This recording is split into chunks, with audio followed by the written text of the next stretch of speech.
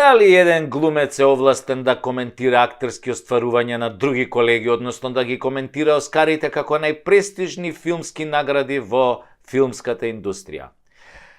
Па ако на пекар му е дозволено леп да јаде, ако на слаткар тулумба да лапа, ако на порно глумица колбас да крка,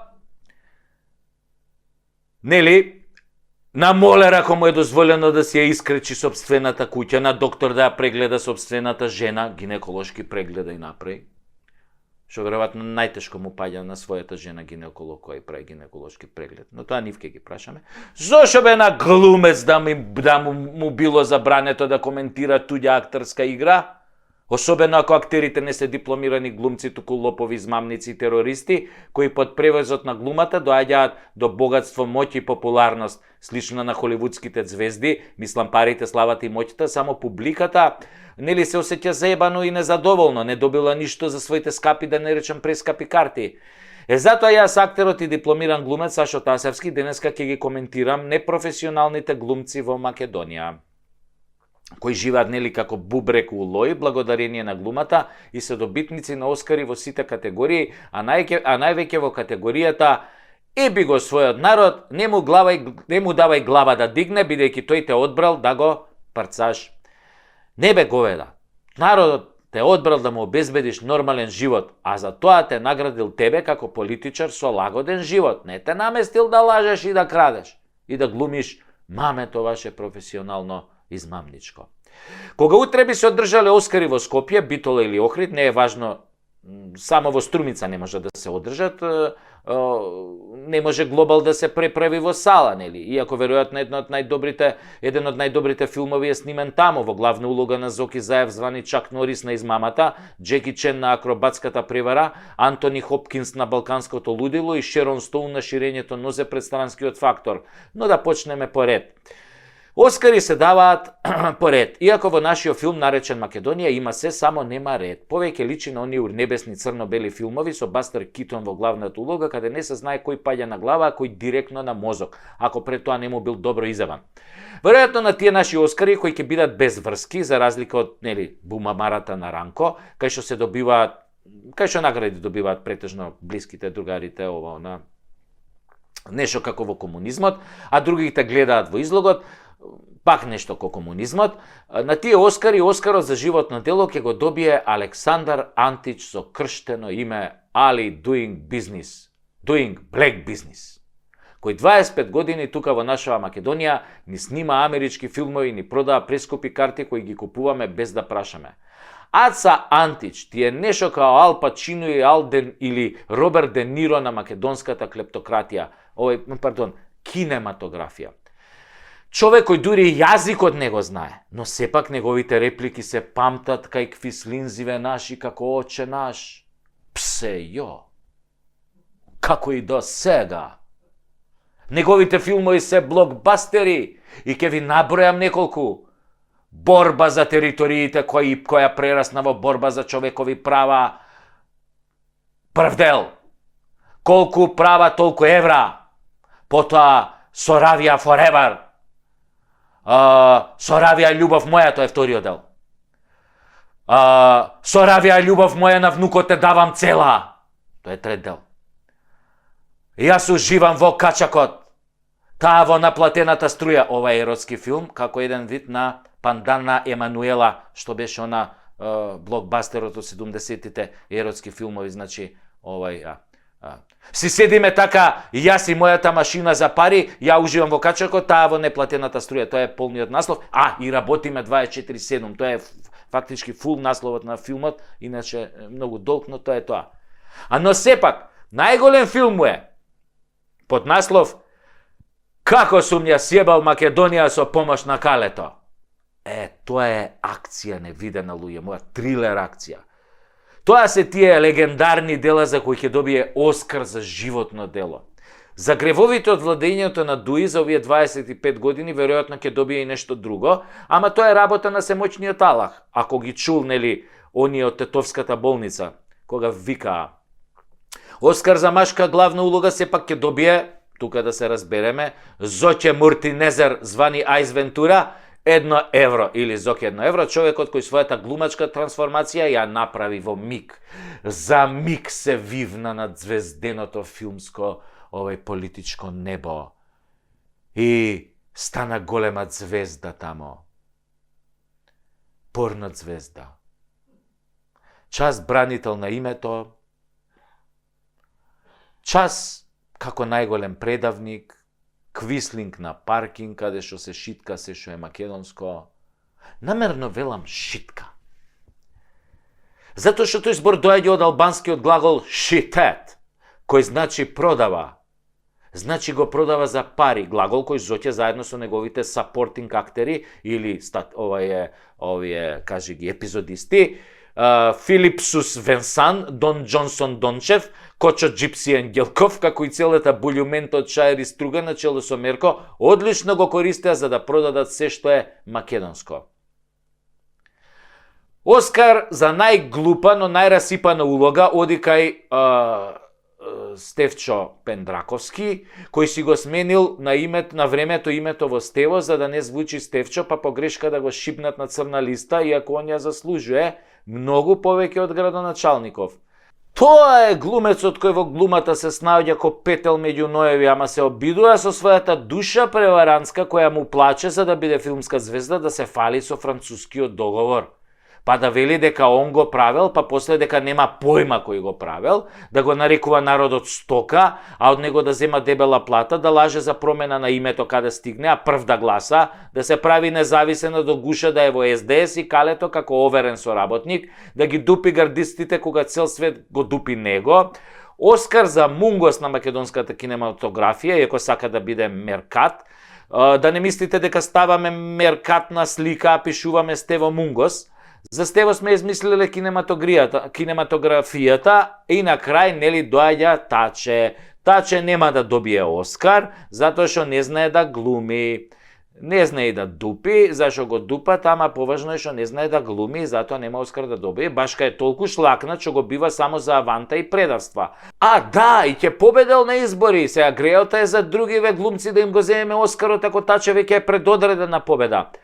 Ако Таче победи на овие избори, мислам дека треба нова корона да измислат и се да не потепаат као гугутки со птичи грип, за да не сереме веќе по милава ни земја ко гугутките по плоштади, затоа што после таква победа ќе нема кој да ни ги избрише ни птичите лајна.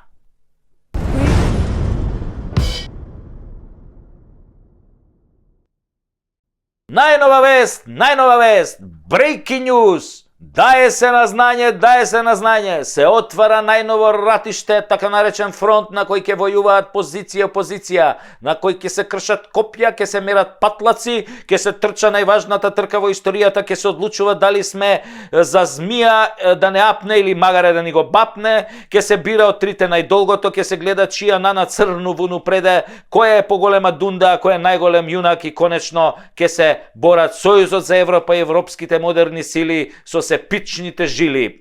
А каде се наоѓа тоа воено поле, каде што без срам и перде, без жал, без политичка култура и морал, ќе се навредува противникот, ќе му се вадат кафеавите гаки со жуто од напред и кафеаве од позади, ќе се пуштаат порно снимки на високи владини функционери. Па тој фронт, тоа ратиште, драги мои Facebook и тук и таму YouTube, место каде без милост можеш да му го учукаш на политичкиот противник со се мадина, да му го збрцаш до крај, да му речеш кого удрам не жалам и да ги објавиш сите гомнари кои ги имаш за него. Така богатејќи го Цукенберг да стане троа побогат, ќе се колиме на Facebook до последната капка крв, доека не победи посилниот. Ова нема да биде битка за многу пари, ова ќе биде битка за огромни пари, сега дадени на еврејчето што го дрма светот додека него сјебат ови од Јемен, пак да го бутнат, а потоа истите пари да бидат ограбени од буџетот на оваа јадна држава. Ама бате Саше, не би бил бате Саше ако не ве научам нешто ново. Мојот тим, во кој работат пекар, лекар, апотекар, пропали порноглумец, продуцент на цртани филмови за возрастни, копирајтер и копипаст уредник, јас и две кучиња, ви ја открива страната на која ќе можете да видите кој од политичарите или политичката партија колку пари троши за Facebook во оваа црна кампања. И сами можете да си пресметате колку од тие пари се ваши или украдени од државата низ разни тендери. Линкот ви е долу под видеото. Само направете копи-пейст од секој ден и секој ден откривајте кој колку пари троши и поздравете го Александар Антич да не повикува многу на војна за неговите €1.000.000 затоа што имаме повеќе причини за војна за кои е тој директно одговорен. Тие негови фори нека му ги продава на калето кој му овозможи 25 години да се изживува и да ограбува еден народ во име на лажни каузи и не знам какви измислици. Ако мисли дека со неговите закани за војна вечно ќе молзе и ќе ограбува држава, да му кажеме една ВМРО-вска подобро ужасен крај, отколку ужас без крај. Такви сме ние македонците, а стапот има два краја. Не може вечно да си во милостината, а се знае кој си и што си и се знае што прави твојата екипа. Не може бре да тортурираш цел народ и држава и да се вадиш на твоите спонзори. Трајало 25 минути или 25 години, еден ден доаѓа крај, затоа што штитејќи го твојот грб, грбот на твојот спонзор Калето е доведен до нула. Денес македонците го мразат Калето и Дуи само заради твоите ограбувачки и дискриминаторски дела низ сите овие години.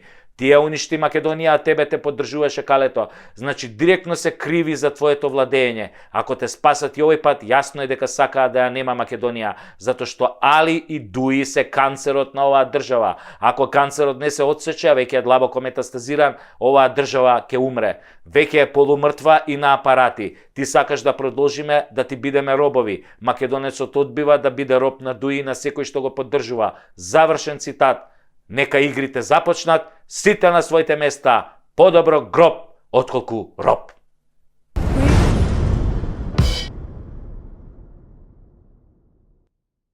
Абе, глумец. Абе, шо си се фатил за политика? Осте тоа политичарите нека ја водат. Секој ден некој така паметен, колку тиква на Халоуин, се наоѓа така понегде да ми даде совет во инбокс или на улица. Да ми го клај умо во инбокс.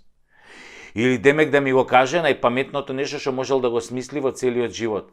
И така, слушајќи ги бисериве на ботовиве што ми пишуваат, а ја жив човек од крв и од месо, па кога нема дежурен црнец, јас им го давам белото момче по список, нели партиски, на општински одбори пошироко.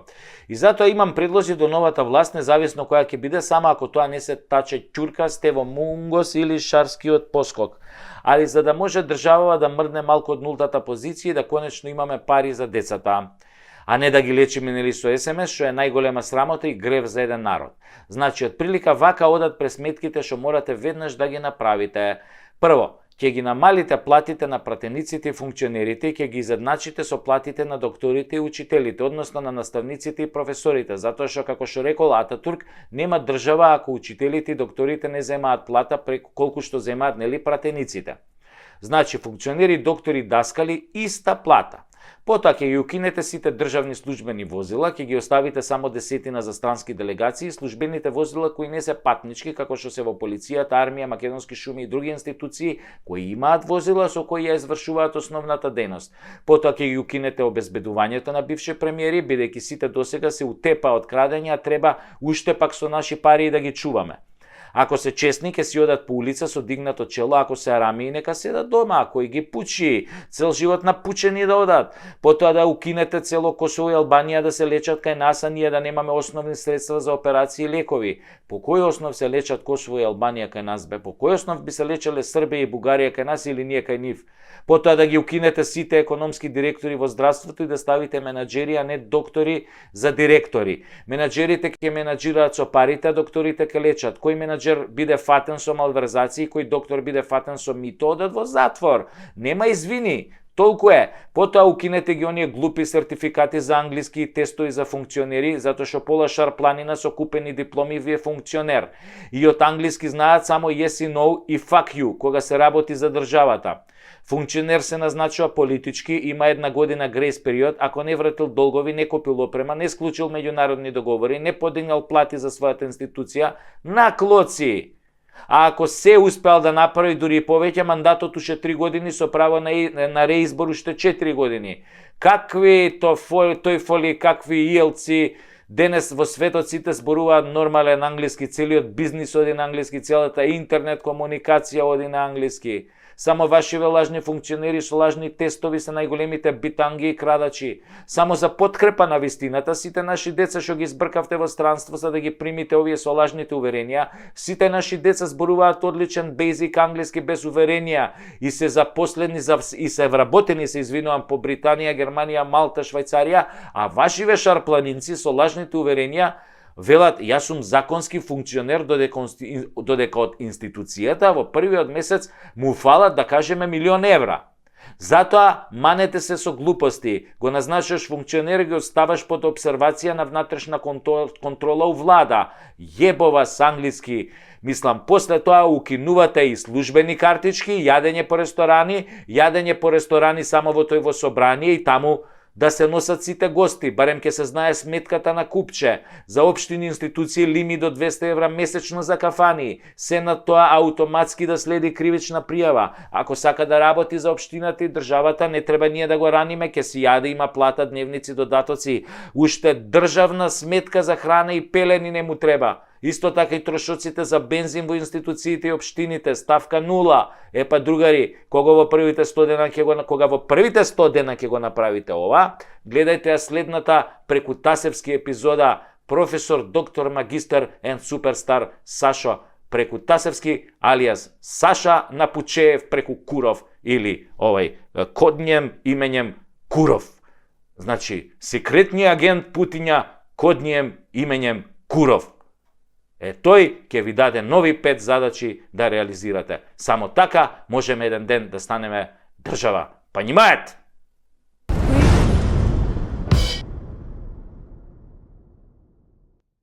Дојде прочка и помина. Вела дека само Господ простува, ама некако читајќи ја Библијата констатирав дека Дедо Боже или Аллах или Буда, кој да е, или ако сакате наречете го врховното суштество, фактички остава за после, а не простува.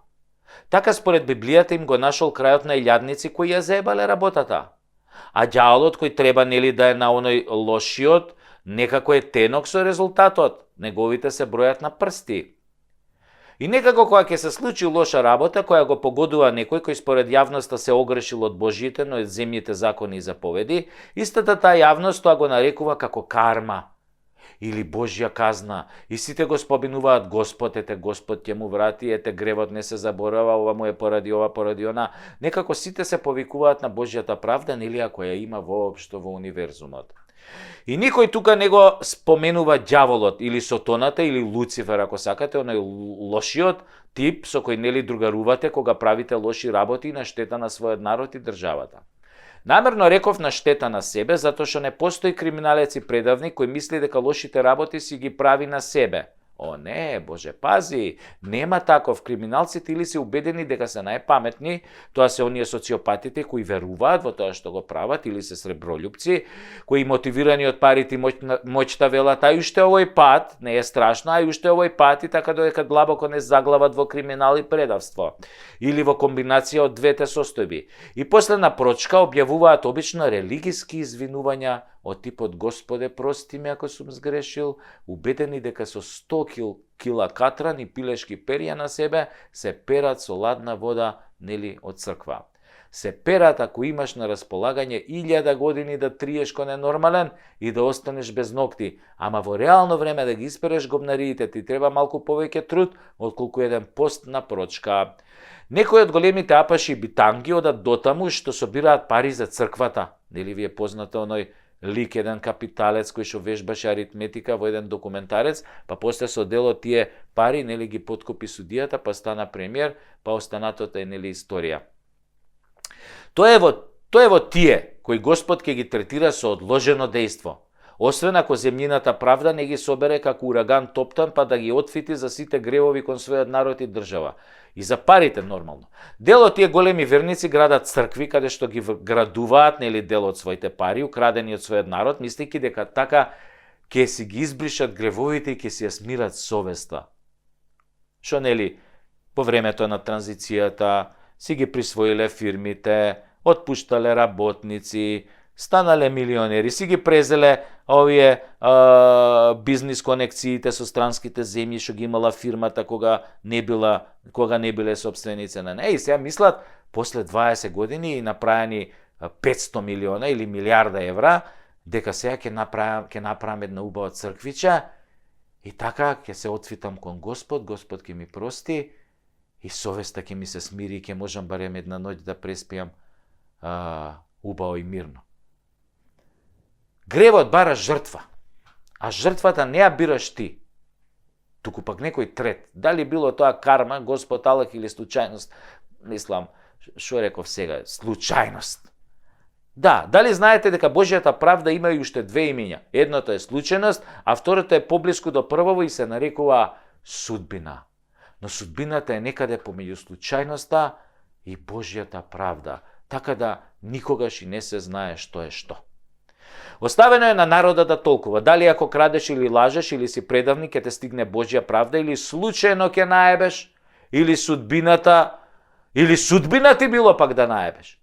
Овие кај Буда велат карма. Ако усереш нешто, кармата ќе те стигне и готов си. Тука имаме проблем.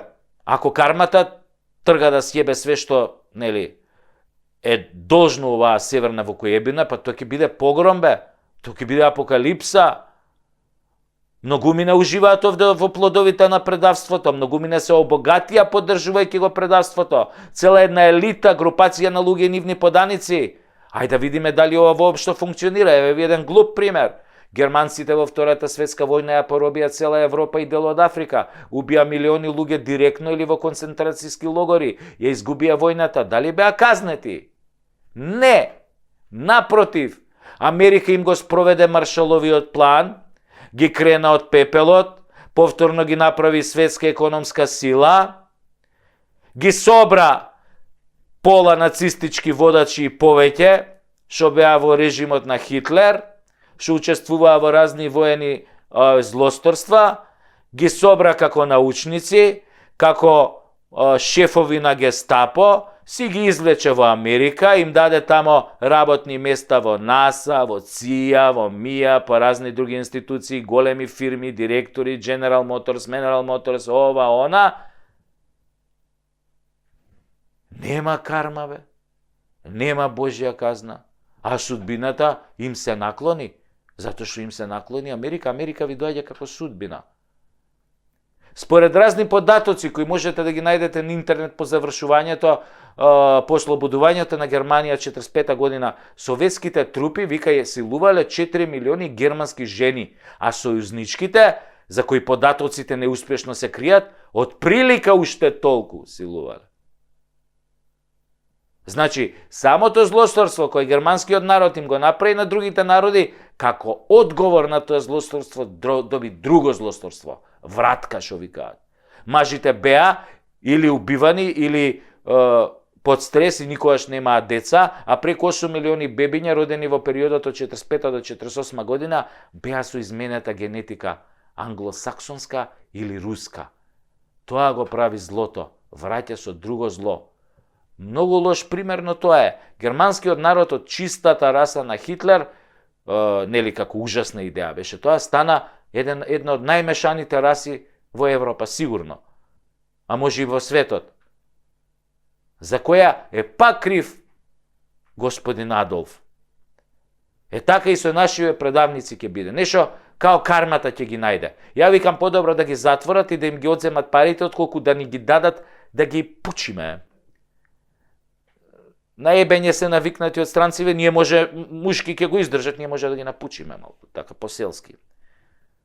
И да се фалат после да ви кажам. Јеби га. Македончани на Господ не му простува. Абе, каква прочка, какви бакрачи, ќе ве напучиме!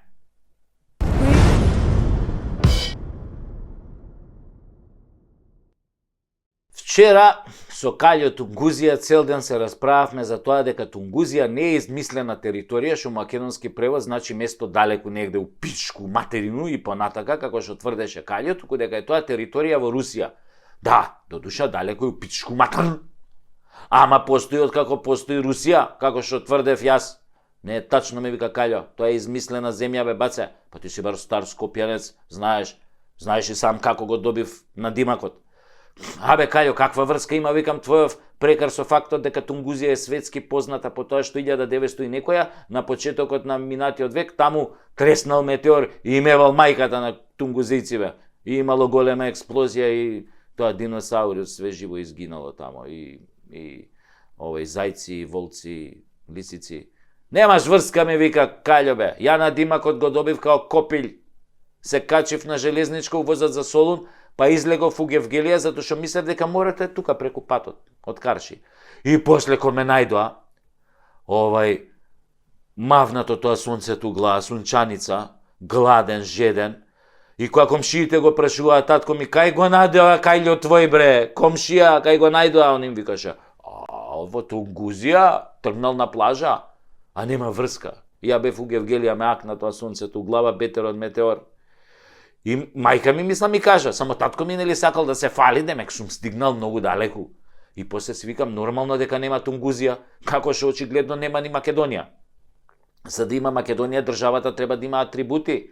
Меѓу тие атрибути е и грбот на Македонија, онаа значкана за угевгелиски колхоз после партијава СДС, меѓу последните комунистички рецидиви кои се оставени во оваа земја, за да може таа полека да се распадне и да се загуши таму левичарски завери. Македонскиот државен грб е еден од двата во Европа кои се уште имаат социјалистички стил и се со пејзажен карактер, мислам, на грбов шуми, нешто рекичка, жито, јачмен, овес. И се има таков социјалистички стил, со пејзажен карактер, наместо да има историски карактер. Другиот грб со пејзажен стил е грбот, да кажеме, на Белорусија. Според сите меѓународни домашни хералдички стандарди, ова не е грб, туку амблем. Но и покрај тоа што е амблем, законот на Македонија го именува како грб. Катастрофа за која се криви сите досегашни политичари. Вистинскиот грб на Македонија низ историјата е, да ви кажам јас, златниот лав на црвена основа во одбрамбена позиција со двојна опашка. Двојна опашка, мислам, не е една од напред, друга од позади, него по оваа заднава е двојна вака опашка. Го имало на сите македонски обележја, откако постои Македонија. Исто како сонцето од Кутлеш, си има своја хералдика и представува вистински земски грб. Но последната седница за донесување на грбот, која требаше да се одржи во 2002 година, беше прекината од Стојан Андов како председавач и никогаш не беше продолжена. Зошто? Затоа што не им се допаѓал на албанците. Да, они која нешто не им се допаѓа, тука мавни цртка, готово. Ја мајката, па имате вие бе свој грб и знаме да своја држава, дури знамето ни го веете тука, иако ви е национално. Не, нашиот грб што требало да биде грб на Македонија со лавот, во одбрамбена позиција со двојна опашка. Малце ги навредувал. Да, не ги декларирал нив како рамноправни учесници во државата, бил некако бе многу лавов, македонски онака националистички лав. Нашиот грб не можеме да си го ставиме заради вас, брача албанци, бидејќи ви бил националистички. Добро, разбирам, пеки, вие не сте националисти и само своето си го чувате, а туѓо не земате. Не, никогаш не земате туѓо, браќа албанци. Ја тоа да ви кажам, и го знам тоа. Тогаш само што го кажав ова, се вмеша Колјо Тунгузија, ми вика, ми улета онака среден мисли и ми вика, баце, знаеш дека ти дедо му на... Шо тропаш бе, ми вика. Знаеш дека ти дедо му на Ѓорѓи Кастриот, овој Скендербек на албанциве се викал Стеван дедо му. Стеван се викал. Татко му Јован. Мајка му Војслава. Браќата му Станиш, Репош и Костади, дедо му по мајка Андреш Лазаре. Татко му, на Скендербек изградил манастир и камбанарија на Света Гора, бе. А не џамија. Манастир, камбанарија. А брат му Репош бил игумен. Закопан е на Хиландар. Тамо. Инаку Ѓорѓи Кастриот се оженил со војводката Даница Донка, керка на Ѓорги Комнени, кнегињата Ангелина Требош. Имал повеќе деца од кои синовите му се викале Максим, Бранко и Иван. И немало во фамилијата ниту еден Али, Бујар, Артан, Арбен, Дуалипа, Бебе Реджа, Ритаура. Не бе. Све у фамилијата православни имиња имал. Роднини бе. Тоа дека е албанец, да. А и дека музиката на албанската химна на знамето изведена инаку од романската патриотска песна да нашето знаме пишува Унија. Што збориш бе, му викам на Калјо Тунгузија? Да бе, вика. Тоа бе, вика, изземена е, вика, од романците, компонирана од романецот Ципријан Порумбеску. Брат му на овој Цепиш Газеску. Текстот е многу сличен до оригиналниот романски текст на авторот. А кога станува збор за албанското знаме, неговото потекло може да се проследи до орелот прикажа на транспарентите на Римската империја Ахила. По патот на Рим, тоест по падот на Рим, Византиската православна христијанска империја го имала двоглавиот орел како символ на христијанството и верата. Добро бе, Калјо, му викам, не го дрви сега бе, брат, гледаш дека луѓето културно си позаемлија се што им требало, ама нашиот историски грб не даваа да го усвоиме. Значи не е проблемот кај нив, проблемот е кај нашиве давајгази, кои не се достојни за тој лав како државен грб. Тогаш Калјо ме погледна и ми одбруси, сега ми текна бе. Ако Тунгузија навистина постои, кој е незиниот грб? Тука ме фати. Не е бил овој Калјо толку изгубен колку што ние го мислевме дека е изгубен, нели? Така е.